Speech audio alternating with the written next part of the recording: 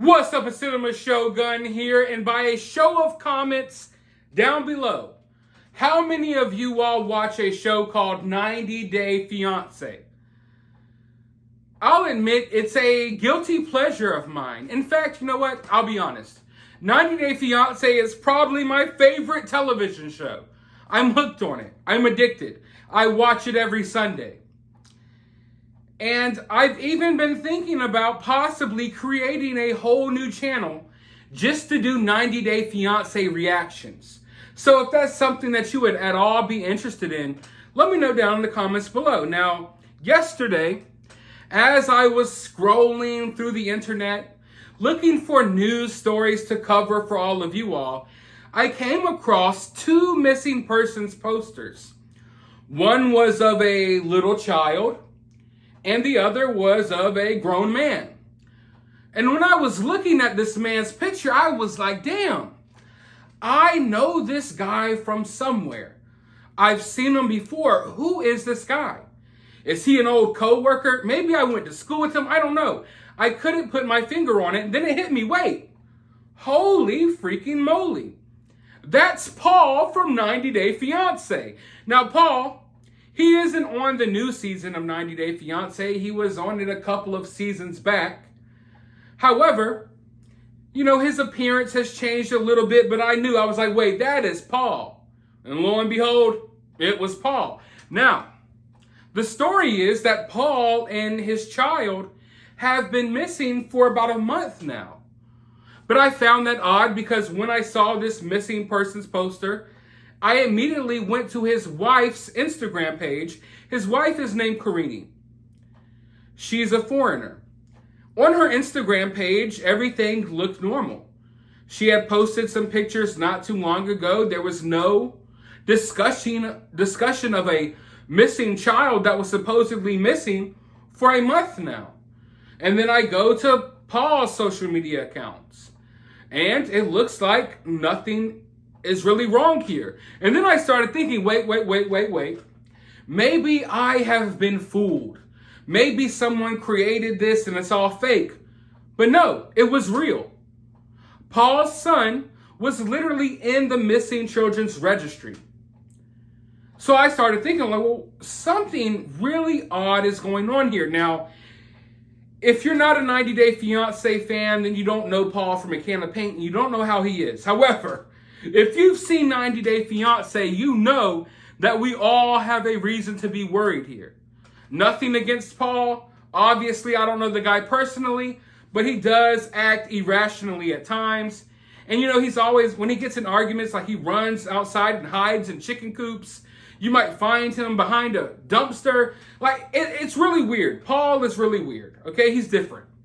Nothing against the guy, like I said, but when you...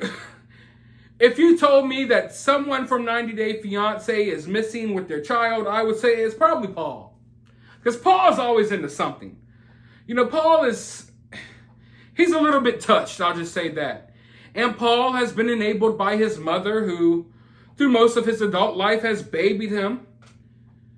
And, you know, he acts off of impulses. You know, he gets angry quick, and I'm not saying he's the type of person to hurt anyone. Usually he's the type of person that runs away and hides in an alleyway or something, but he just has a lot of erratic behavior. So I immediately grew worried. Because why is this child missing? Yet Paul seems to act like there's nothing going on. Karini doesn't seem to be showing any signs that there's anything going on. So where the hell is Paul? And better yet, where the hell is Paul's kid? Now, Paul and Karini, I believe, have two kids. There's only one kid that was reported missing. So the internet started getting up in a stir, trying to figure out where the hell is Paul? Is he okay? And is this kid okay? Hopefully Paul didn't do anything stupid. And then we found Paul. Or, I don't want to include myself in this. Let's just say the internet found Paul. And during an Instagram live stream last night, Paul basically said that no, he's not missing. No, his kid isn't missing. That now both of his kids are up for adoption. And this is when the story got really weird. From what Paul said out of his own mouth, him and Karini had been going through issues. They've been having problems in their relationship. That doesn't come as a surprise because honestly, the only thing that surprised me is that these two are still even in contact with each other because they had a very rocky relationship. Karini doesn't even understand English. Half the time when they're talking to each other through translated text messages. So the whole relationship is just off. Karini never seemed happy with Paul. Paul always seemed like he was trying to go out of his way to please Karini. Karini wasn't pleased by anything. And at the same time, Paul was erratic and kind of crazy in, himself as well. So Paul said that they've been having relationship issues and that he got custody of the kids. Now, this is new news to all of us. We had no idea this stuff was going on. So he's saying that, he had custody of the kids.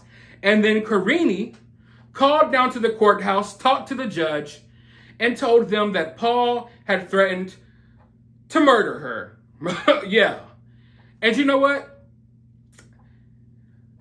I mean, it's a tough situation. I'll just say that it sounded believable to me. I wouldn't put it past Paul to do that.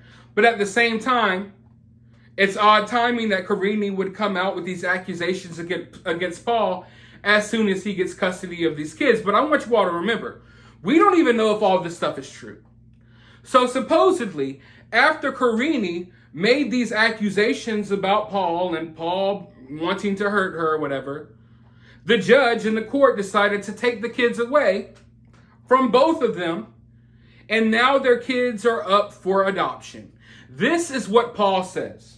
I want you all to remember that. I'm not saying that this is factual information. I'm telling you all that once Paul was found and confronted, this is what Paul had to say.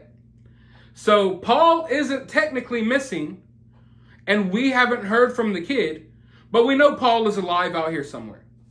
And Paul's telling the bloggers who, like 90 Day Fiancé, it has a big following. There's some YouTubers out there who specifically only talk about 90 Day Fiancé. There's some bloggers out there who specifically only blog about 90 Day Fiancé. And a lot of them have formed connections with some of the 90 Day Fiancé cast members.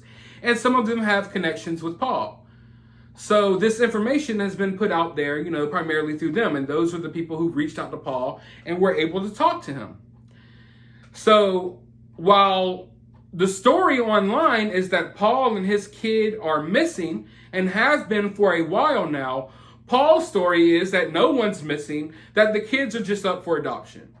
Now that didn't make sense to me. In fact, that raised many red flags because, correct me if I'm wrong here, if your kids are up for adoption and the government is the one who took your kids away and they're putting your kids up for adoption, wouldn't they know that your kid isn't missing? So why is your kid on the missing persons list if your kid's up for adoption? I feel like we're being lied to here by Paul. Paul is directly lying to everyone, at least in my opinion. I don't know, I'm not there, but it doesn't make sense.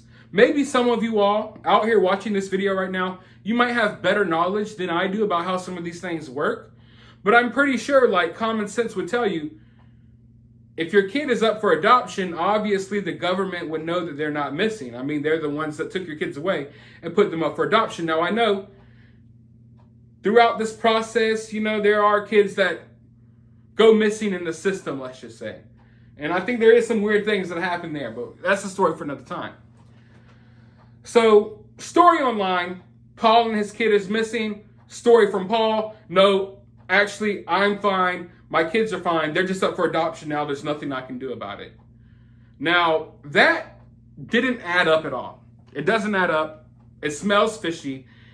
And when hearing that, it makes me really worry about the safety of this kid because the type of things I cover on this channel, we talk about crazy things and we see crazy things all the time.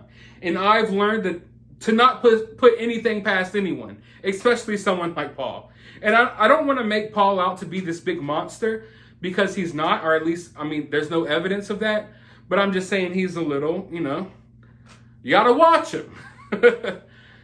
So, obviously, none of that added up. It sounded like Paul was just lying directly out of the side of his neck to everyone. And I believe he was. Now, someone had the bright idea to, hey, let's book a cameo of Paul. Those of you who might not know what cameo is, It's an app where low-tier celebrities, people who are like off of reality shows and actors, singers, you name it, they have this thing called Cameo where you could go pay them a certain amount of money and they will record a little video for you. Maybe you want, this actor to tell your best friend happy birthday. You give this actor $15, he records a happy birthday message. So someone decided to commission a cameo from Paul. And Paul, needing the money, I assume, did it just like that. But in the cameo, you could literally hear kids crying in the background. Now, of course, this could be any kid, or it could be the kid that is missing with Paul. I mean, I would think that maybe, just maybe, it's the kid that's missing with Paul. It's not too hard to put two and two together. Now, like I said, it could be any kid in the world, but I would assume that it's probably the kid that's missing with Paul, Paul's own child. So what we have here is a clusterfuck of a situation, ladies and gentlemen, because we have a 90-Day Fiancé star and his child on the missing persons list, and he's telling us one story, yet the other story is totally different, and no one knows what to believe in this situation. I could tell you that I am really worried. I'm really worried for these kids.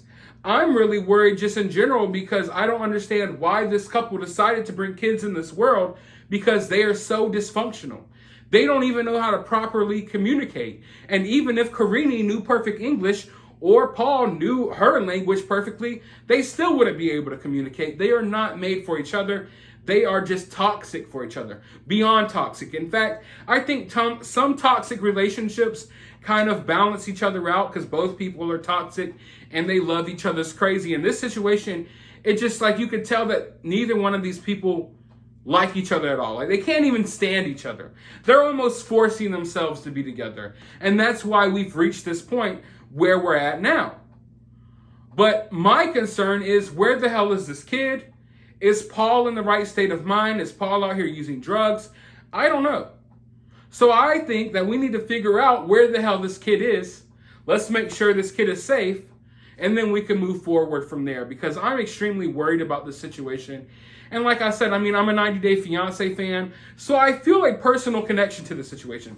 I watched this guy's relationship play out for years.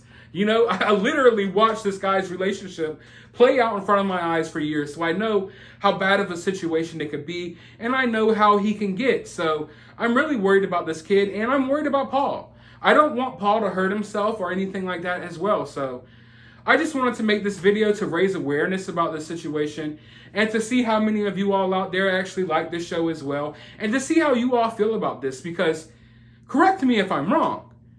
Why would your kid be on a missing persons list if your kid is up for adoption? Like, it doesn't make sense. I think we're obviously being lied to, but I want to know your thoughts down in the comments below. Is this bogus? Is Paul lying? Do you think Paul and his kid is safe?